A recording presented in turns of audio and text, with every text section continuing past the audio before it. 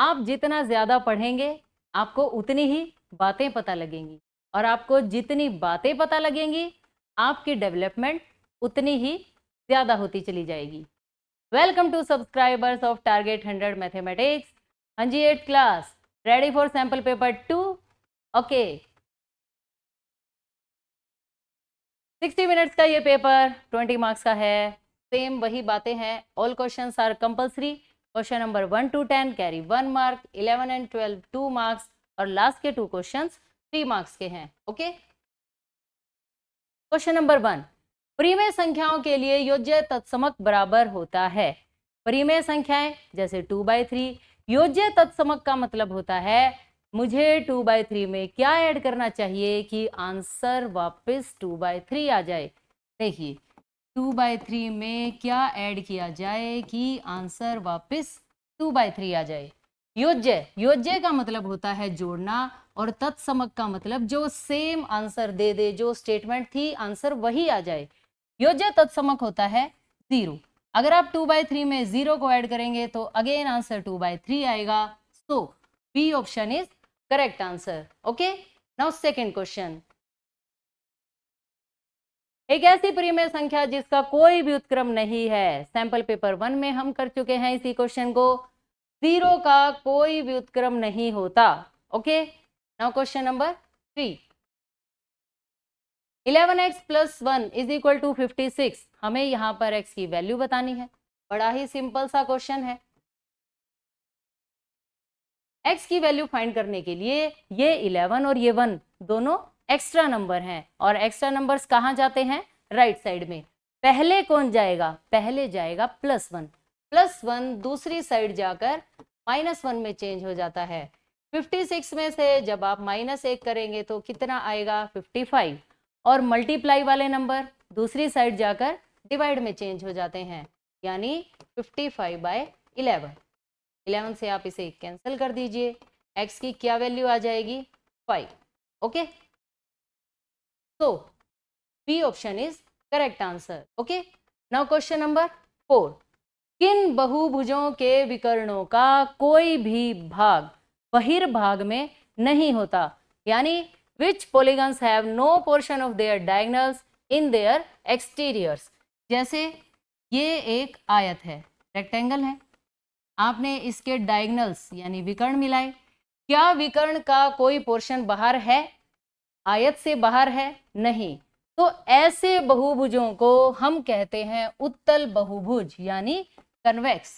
अगर डायग्राम कुछ इस प्रकार से होता और अब आपसे कहा जाता कि विकर्ण बनाइए, तब आप इस पॉइंट को जब इससे मिलाते तो ये विकर्ण डायग्राम से बाहर है। ओके, जब विकर्ण डायग्राम से बाहर होता है तब उनका नाम होता है अवतल बहुभुज यानी कनकेव।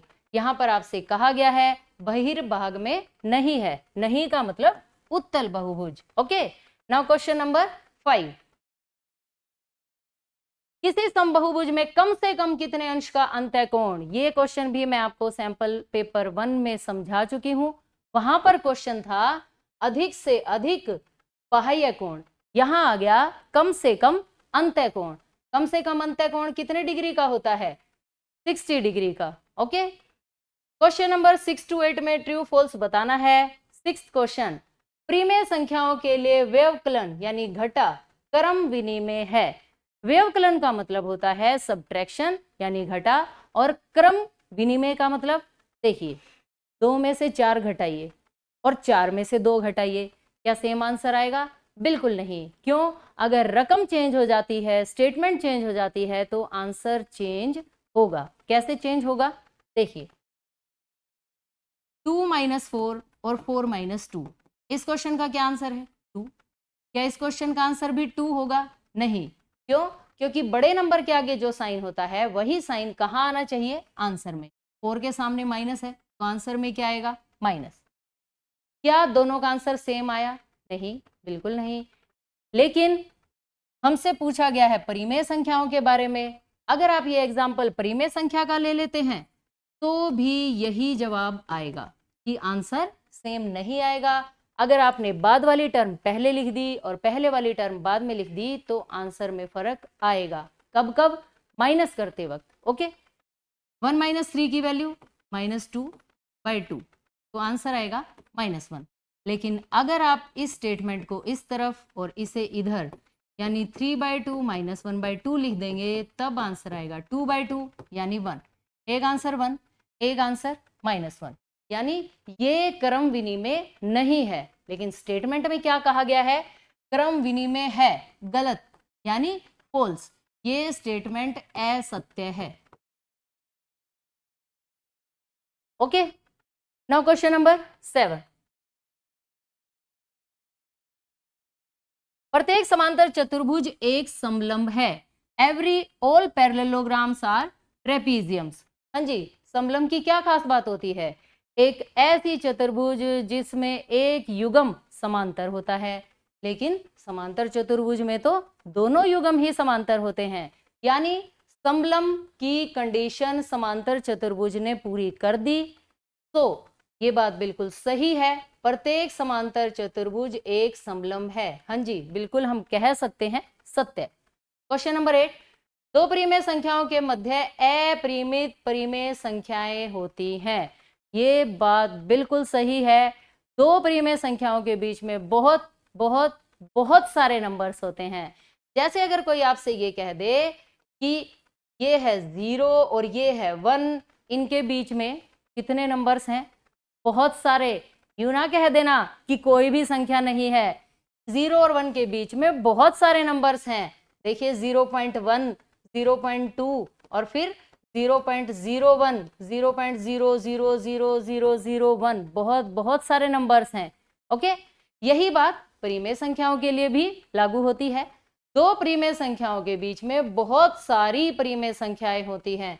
ये बात बिल्कुल सही है, यानी सत्य, ट्रू। Question number 9।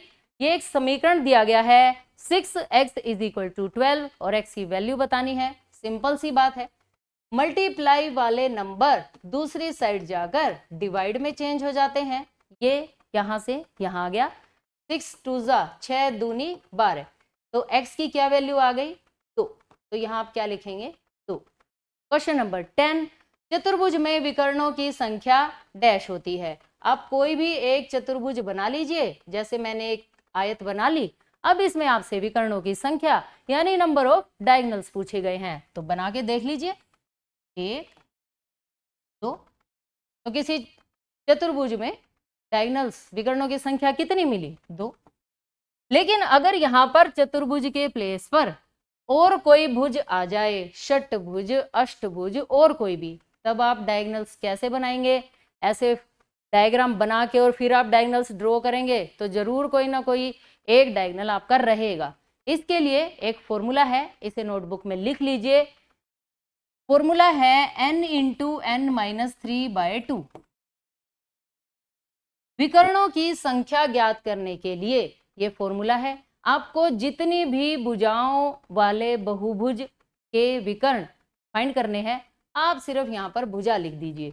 जैसे इस आयत में 2 विकर्ण हैं, ये तो मुझे फोटो बनाने से पता लग गया, लेकिन अगर मैं फॉर्मूले से कैलकुलेट करूं तो क्या आंसर 2 आएगा? बिल्कुल आएगा। इस समांतर चतुर्भुज की कितनी भुजाएं हैं? आयत की 4 भुजाएं होती हैं। आयत की आमने सामने की इसमें बराबर होती हैं। तो n के प्लेस पर आपको नंबर ऑफ साइड्स यानी भुजाओं की संख्या लिखनी है। बस देखिए कैसे, यहां पर हमने लिख दिया 4 ब्रैकेट 4 - 3 डिवाइडेड बाय 2। 4 में से 3 माइनस करेंगे 1 आएगा, बाय 2, 2 2 4। ये देखिए आ गया ना सेम आंसर। ओके, तो इस फॉर्मूले को आप तब यूज करना जब भुजाओं की संख्या बहुत ज्यादा हो, 5 6 7 8, तो यहां से विकर्णों की संख्या आ जाएगी। Question number 11। RING रिंग एक समांतर चतुर्भुज है। सिर्फ एक कोण हमें पता है 70 डिग्री और बाकी सभी कोणों को ज्ञात करना है। ये बात भी, ये क्वेश्चन बिल्कुल इजी है। सिर्फ 2 प्रॉपर्टीज यहाँ पर यूज होंगी। कौन कौन सी? समांतर चतुर्भुज के सम्मुख कोण बराबर होते हैं। Opposite angles of parallelogram are equal. दूसरी बात, आसन्न कोणों का योग 180 डिग्री होता है। Okay, sum of adjacent angles is 180 degree. किसमें? पैरेललोग्राम में। तो देखिए अगर ये एंगल 70 डिग्री है तो ये भी कितना होगा? 70 डिग्री, यानी angle N is equal to 70 degree. और रीजन क्या लिखोगे आप? सम्मुख कोण, अपोजिट एंगल्स। दूसरी बात, इस G और I को फाइंड करने के लिए हम आसन्न कोणों वाली प्रॉपर्टी यूज करेंगे। क्या लिखेंगे आप? आसन्न कोणों का योग 180 डिग्री होता है। अतः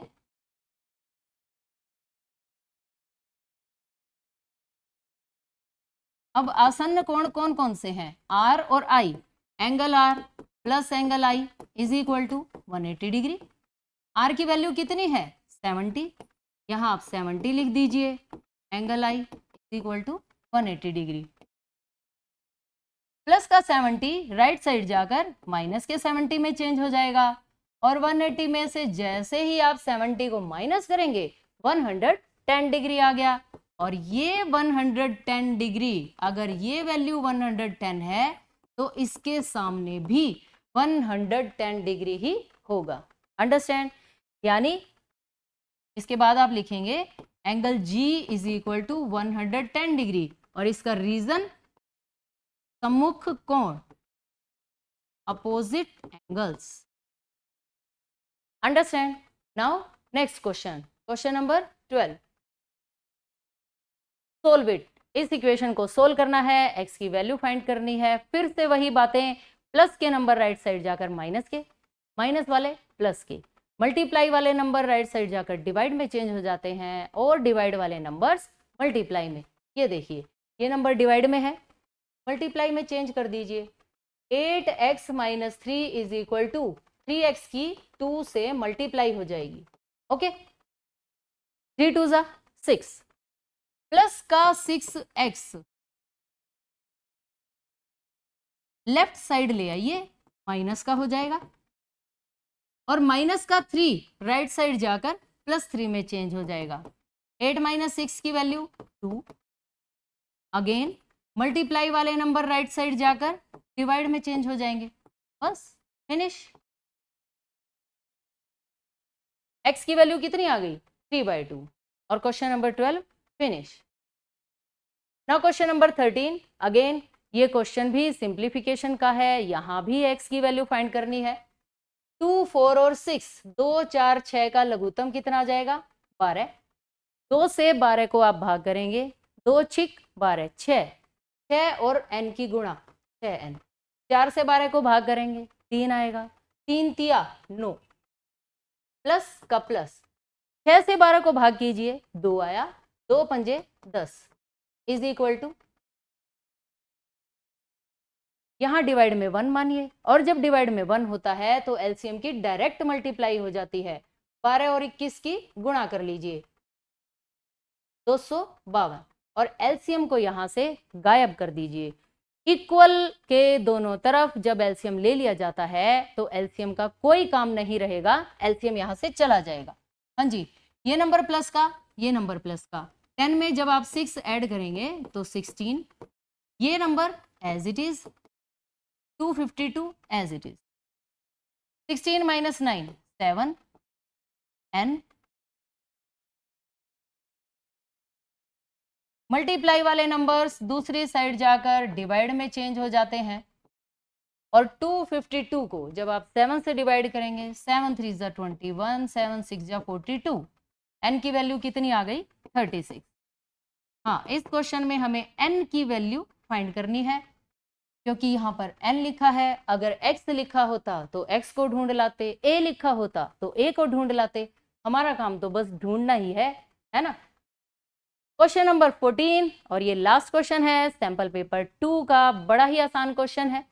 रन्स RUNS एक समांतर चतुर्भुज है, x और y की वैल्यू फाइंड करनी है।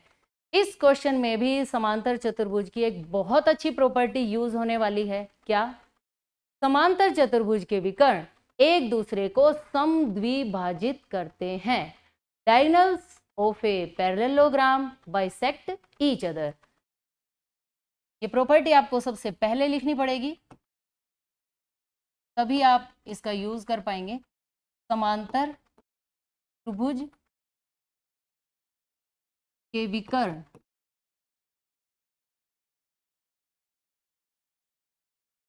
परस्पर मतलब एक दूसरे को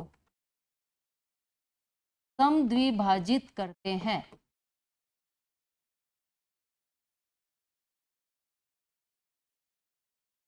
इस बात का ये मतलब है